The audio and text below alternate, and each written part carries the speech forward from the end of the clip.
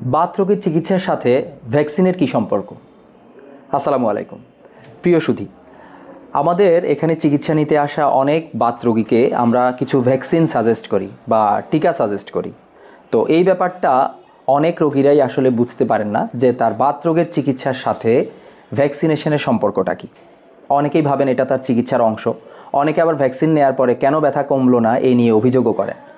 তো আসলে ভ্যাকসিনের সাথে রোগের চিকিৎসার কোনো সম্পর্ক নেই। এটা দেয়া হয় আপনাকে ইনফেকশনের হাত থেকে বাঁচানোর জন্য।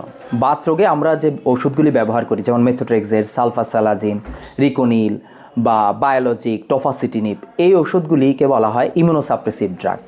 এই ওষুধগুলি ব্যবহার করলে রোগীর রোগ প্রতিরোধ ক্ষমতা সাধারণ মানুষের চেয়ে কমে যায়, যার ফলে যদিও বাতরোগ নিয়ন্ত্রণে থাকে কিন্তু অন্যদিকে এই মানুষগুলি ইনফেকশনের ঝুঁকিতে পড়ে। এই জন্য যারা দীর্ঘমেয়াদী বাতের ওষুধ খান তাদের যেন ইনফেকশনের ঝুঁকি না বাড়ে, সেই জন্য বাতের ওষুধ শুরু করার আগে আমরা রোগীদেরকে এই ভ্যাকসিনগুলি দিয়ে থাকি। বাতরোগ বিষয়ক যদি আপনাদের যে কোনো প্রশ্ন থাকে সেটা আপনারা কমেন্ট বক্সে আমাদেরকে জানাতে পারেন। আমরা পরবর্তীতে সেই বিষয়গুলি নিয়ে আলোচনা করার চেষ্টা করব।